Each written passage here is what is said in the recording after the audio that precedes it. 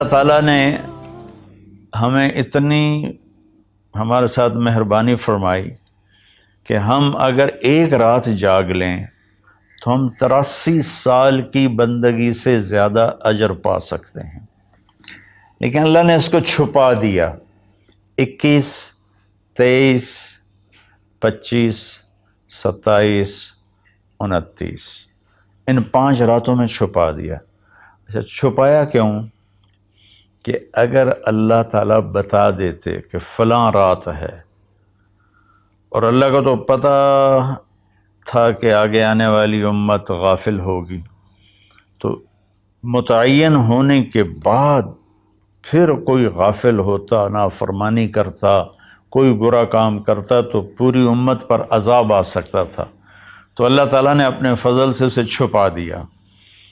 ایک تو اس وجہ سے کہ معلوم ہونے کے بعد قدر نہ کریں تو پکڑ آئے گی، دوسرا اس طرح کہ ہمیں 5 راتیں جاگنے کا موقع مل جاتا ہے کہ شاید یہ رات ہو، شاید یہ رات ہو۔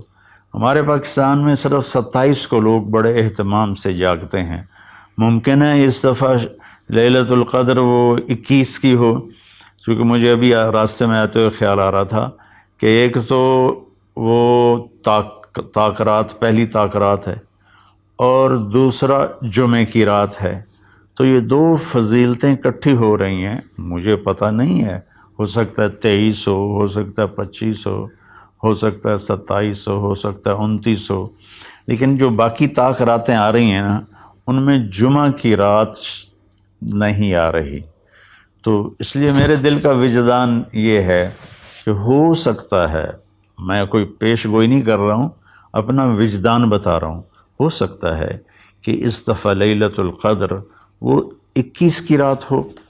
بہرحال 5 راتیں ہیں اور چھوٹی چھوٹی راتیں ہیں۔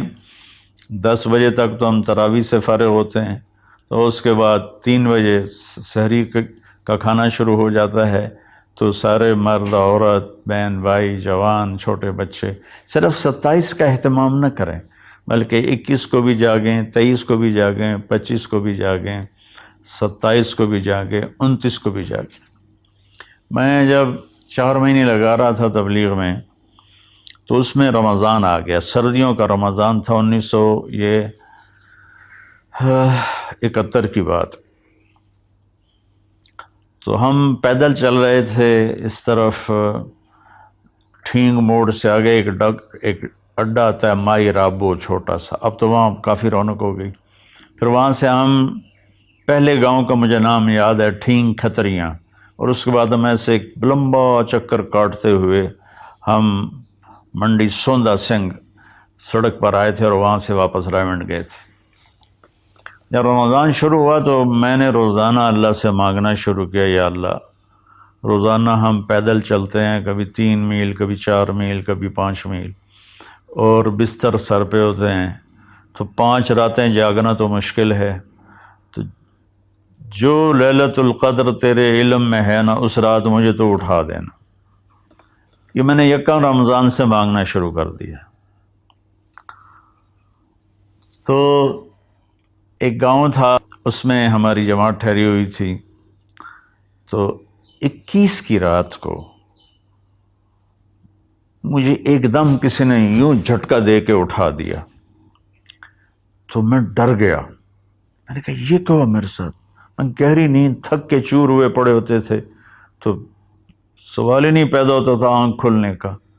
تو میں یوں لیٹا تھا، ایسے اس طرح اٹھا، میں یوں جیسے سپرنگ حرکت کرتا ہے، تو میں ڈر گیا۔ میں نے کہا مجھے کس نے اٹھایا؟ میں نے گھڑی دیکھی، 12 بج رہے تھے، سردیوں کی راتیں تھیں۔ میں دوبارہ رضائی لے کر لیٹ گیا، تو ایک دم مجھے اسٹرائک ہوا کہ آج تو 21 کی رات۔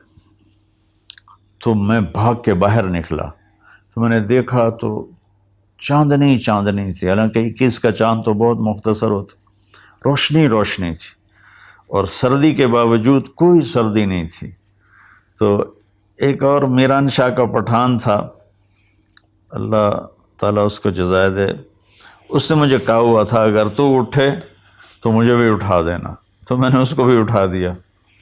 وہ تو 1-2 گھنٹہ بیٹھ کے پھر جا کے سو گیا، اور میں فجر کی اذان تک جاگتا رہا، اور پتہ نہیں کیا کیا مانگا، لیکن اس میں نے ایک دعا یہ مانگی کہ یا اللہ مجھے ساری زندگی کے لیے تبلیغ کے کام کے لیے قبول فرما۔ یہ دعا میں نے بہت مانگی۔ جب میں نے فجر کی نماز پڑھی تو مجھے خیال آیا کہ تو میڈیکل کر رہا ہے، ڈاکٹر بنے گا، تو نے یہ کیا دعا مانگی ہے کہ اللہ مجھے ساری زندگی کے لیے قبول فرما؟ تو ڈاکٹری اور ساری زندگی یہ دو تو آپس میں جڑتے ہی نہیں ہیں، تو یہ تو نے بڑی عجیب سی دعا مانگ لی ہے، اس کا تو کوئی تک ہی نہیں بنتا تیرے اوپر صادق ہے۔ پھر میں نے کہا اللہ ہی مجھ سے منگواتا رہا ہے، اس کا نظام چلے گا تو ہو جائے گا، نہیں چلے گا تو چلو ہم چٹا کوٹ پا کے ڈاکٹر بن کے کلینک چلائیں گے۔ تو میں تقریباً اگلا سارا سفر یہی سوچتا رہا، روزانہ مجھے سوچ آتی یہ تو نے کیا مانگا ہے، ساری زندگی اور ادھر میڈیکل لائن، یہ کیسے جوڑ بیٹھے گا، اور پھر تیرے والدین کیسے تمہیں اجازت دیں گے؟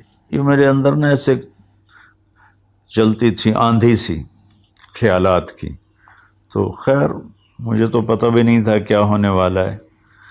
4 مہینے کے آخری 1 ہفتے میں اللہ نے ایسا پلٹا دیا کہ میرا دل، وہ پھر لمبی کہانی ہے، ابھی میں نے تھوڑا بیان کرنا ہے، تو جس کا آخری نتیجہ یہ ہے کہ اس 1 ہفتے میں اس طرح کا نظام چلا، میں نے کہا بس میں نے علم حاصل کرنا ہے۔ تو اللہ نے اپنے فضل سے مجھے چلائے رکھا، یہ میں اس کا شکر گزار ہوں۔ یہ ایک واقعہ تو میرے ساتھ یہ ہوا ہے، وہ 21 کی رات کا تھا۔ دوسرا واقعہ یہ ہے کہ میں بہت بیمار تھا رمضان میں نا، تو میں نے اللہ سے دعا مانگنی شروع کی کہ یا اللہ تو میرا حال تو دیکھ رہا، مجھ سے تو روزہ بھی بڑی مشکل سے پورا ہو رہا ہے، تو مہربانی کر مجھے لیلۃ القدر بتا دے کب ہے۔ تو خواب کوئی یقینی تو نہیں ہوتے، لیکن دیکھنے والے کے لیے اس میں خوشخبری ہوتی ہے۔ تو مجھے نا 22 کی رات کو خواب آیا کہ کل شب قدر ہے 23۔